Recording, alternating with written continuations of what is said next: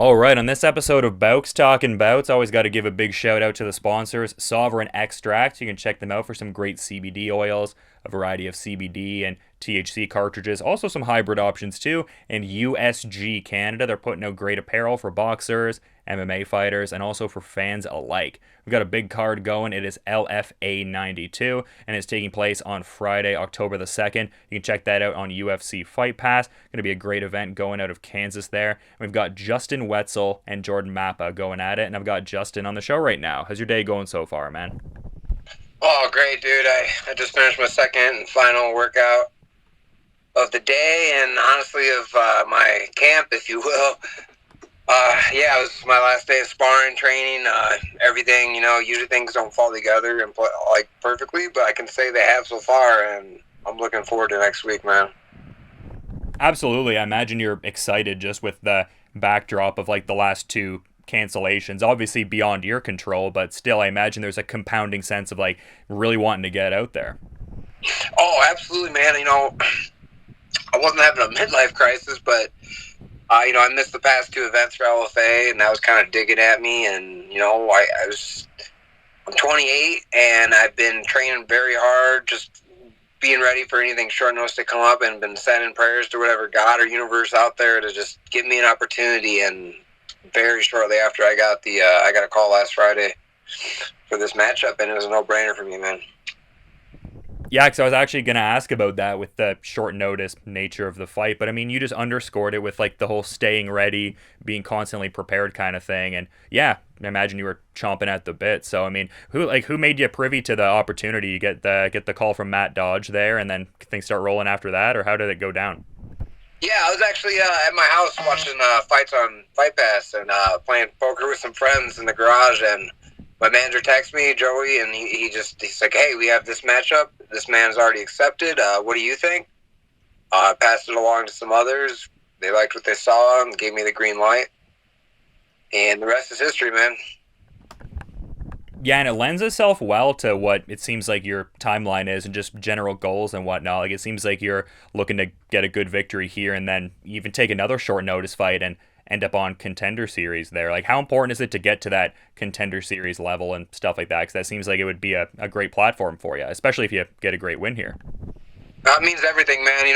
I was really stoked when I found out they were doing season 5 of the Contender Series in November. But to be honest, man, I'm looking to show up and perform well enough that I don't have to be on the Contender Series. That they can see me and say this guy's ready for a short notice call into the UFC, and not necessarily just the Contender Series. That would be the ideal place for me.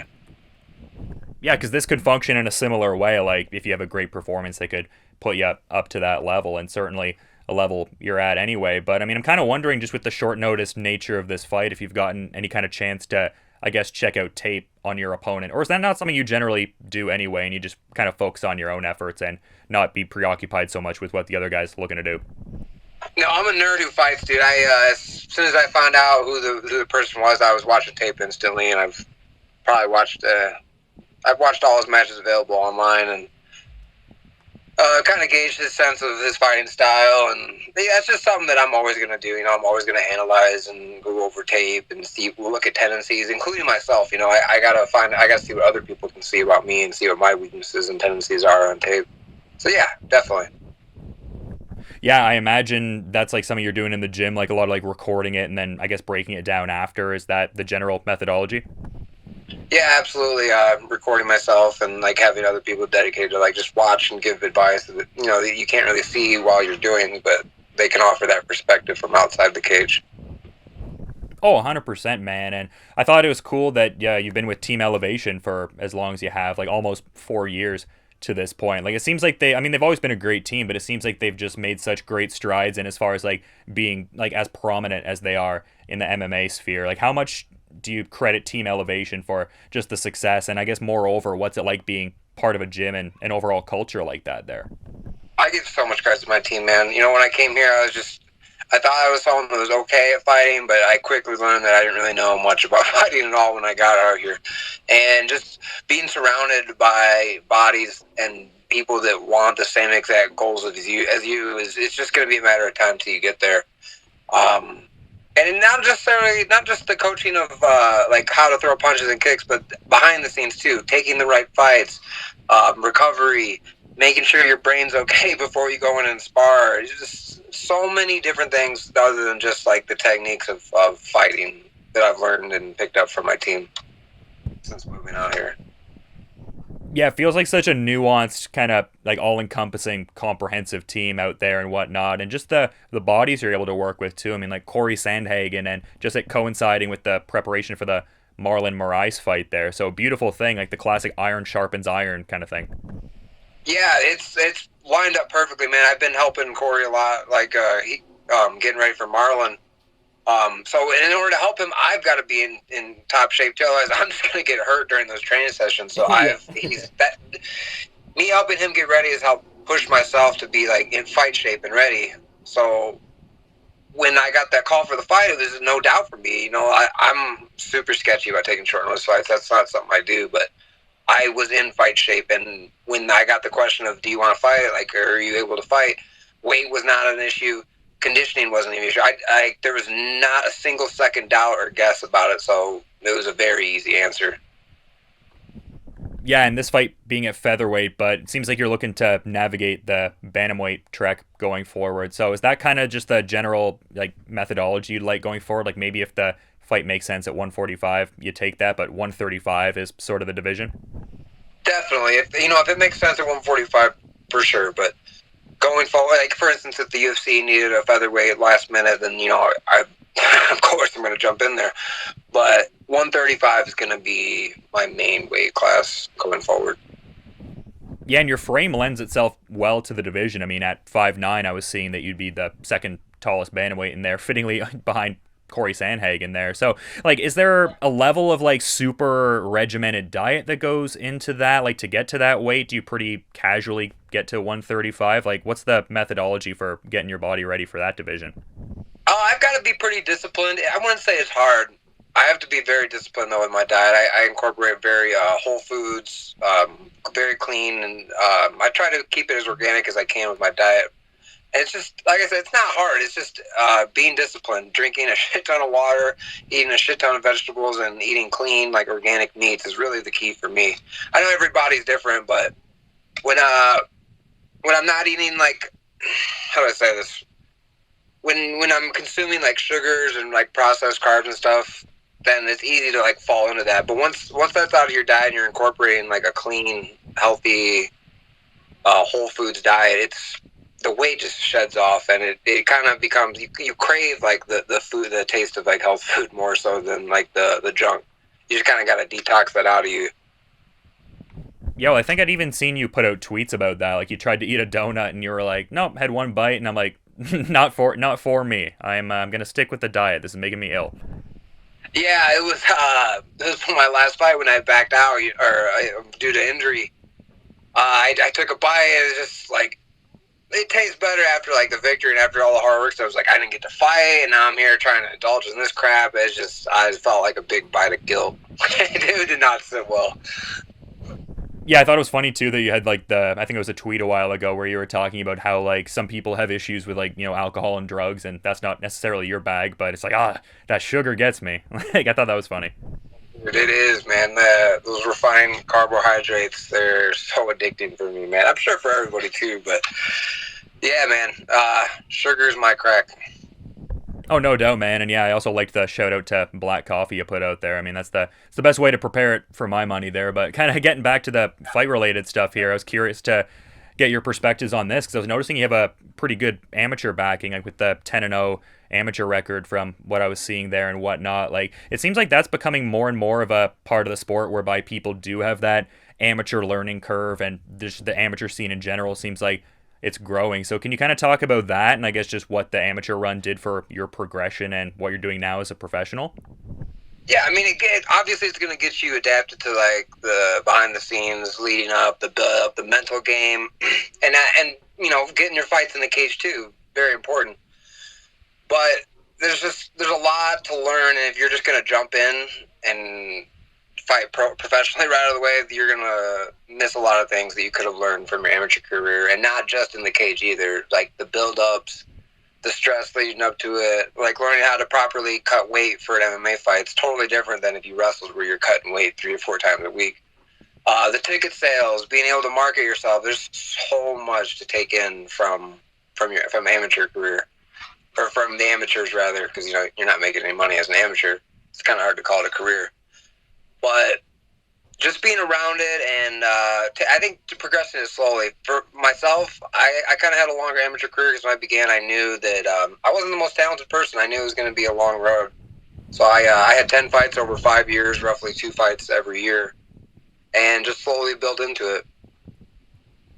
Yeah, you got a little more calculated with like how you're competing and stuff like that, and just like how you want to preserve the body and stuff like that. Bit of a far cry from the 2 hours of sleep and the hangover at the wrestling tourneys, eh? My God. I think about that crap, man. It's just, man, it's just terrible. Like, people, like, I wrestled at 152, man. And now I compete at 135, and, like, it's just mind-blowing. Yeah, it just shows the progression, if anything, though, man. I mean, it's good to see that for sure. But we talked a bit earlier about recuperation and how that's like a big part that Elevation Fight Team kind of helps with and whatnot. It seems like the topical CBD rubs have been a bit of a thing for you. Like, how long have you been using that for, and what benefits do you get out of the CBD rubs and things like that? Yeah, man, I've been using those honestly since I moved here. When I first moved here, I got kicked really hard in like the elbow, and it was messed up. And my roommate Curtis Blades had some CBD oil, and he just gave me a bunch of it. I like, this isn't gonna work, right? Globbed a huge bunch on my elbow, rubbed it everywhere. Gave me some of the oil dropper too, and I slept for like 10 hours. Woke up the next day, and like I could not believe how much better I felt. And I'm a huge believer ever since then. And what I noticed, what it really helps me with is my sleep at night. I'm able to really get a solid like 8 to 9 hours of sleep and recover after like 2 or 3 sessions in a day. My body's beat, but then I wake up and I'm feeling refreshed. I usually take some in the morning too, just like a little dropper to kind of get it going with my coffee. But you hear about stuff like that, and it just kind of makes you roll your eyes, like yeah. But when you actually have an injury and you really apply it and like use it, man, it made me a believer. That's all I can say. Had the sleep been a difficult thing prior to that point? Like, I imagine the aches and pains from the hard training would be contributing to that, but was getting an ample amount of sleep difficult prior to that at all, or not so much? Nah, it's not really. Maybe occasionally like waking up in the middle of the night, but I wouldn't say that now. I can just say I get a more deep sleep. I mean, such a beneficial part of the whole process that I feel like people don't necessarily account for as much, for sure, man. So I'm glad that you're able to get the recuperation end there. But I was checking out some of the music tastes there. Like, you were shouting out Paul Simon Radio a little bit ago there. Like, what are you jamming on a regular basis? Like, what are some of the go-to, I guess, like tunes or artists or things like that? Yeah, I mean, I usually put my it's funny you say that, but I usually just have a shuffle play for my Spotify. I like metal, I like classic rock, I'd say the only categories I don't really like is like new school rap and country music. I can't really stand, but man, we have Paul Simon. I haven't been listening to a whole lot of him lately because I'm trying to get in the mood for violence, so it's a little more speed metal and around that area. But I'm pretty well versed in my music, man. I pretty much like anything with drums and a guitar in it. Yeah, for sure. Like some bit of melody, some bit of rhythm in the back driving it. I totally get that, man. And good shout out to speed metal. I was just watching a couple old Megadeth interviews from back in the day, so definitely on that level for sure. But I got to bring this up before we wrap up the conversation. The Power Scouter. When did that first become a thing? Like, I'm a Dragon Ball Z fan for sure, so I understand the lore behind it and all that. When did you first start adopting that and kind of integrating that into the presentation there? Well, really, it kind of came into marketing for myself, man. I have to stand out, and I'm an anime geek, kind of. I love that shit, right? I was watching that stuff when I was a kid, Dragon Ball Z and Yu Yu Hakusho. It's kind of one of the influences that got me into fighting, really. And, I knew in LFA, my debut, I needed to do something to stand out, and I saw that, and, I mean, it was just a no-brainer to me. It was like, that's fucking badass, so... Purple's my favorite color too, so it was the Purple Scouter. Oh yeah, got it. And it worked, man. I had a bunch of people like that they wouldn't have said anything to me otherwise. I would have just been another fighter on the card. But like, I got eyes from it. People hit me up from podcasts or whatever. It just opens more opportunity to when you separate yourself from the crowd, and that's what it did. I mean, I like it, but that was more so the reason behind it. And you'll be seeing it again next Friday. What do you think the power level of your opponent is going to be? Over 9,000, you'd say? Over 9,000. That's pretty high, dude. I don't think so. That's pretty high. Your power scouter is also a fair bit better than mine. I've got one of those kind of like plastic, casual sort of ones or whatever. Yours is on the next level, but I respect it. But yeah, it's been great talking to you and getting to get some insights before this fight here, man. I just want to be mindful of the time and everything, though. Is there anything you'd like to add, kind of as a parting thought as we're wrapping up here, though, man? Not a whole lot. Just shout out to my team Elevation and my manager team Dodge Sports. Thanks for everything, guys. It's going to be worth it next Friday, and I'm just looking forward to it, man. Thanks for having me so much. Yeah, I really appreciate you coming on and everything like that, and I think people are really going to enjoy LFA 92, like you said, going down on Friday, October the 2nd. UFC Fight Pass is how people can check that out if they're not in the area, checking it out at the Hartman Arena. And yeah, just really appreciate all the time there, Justin, and best of luck with the fight and everything like that, and just also enjoy the rest of your night as well. Let's get it, baby.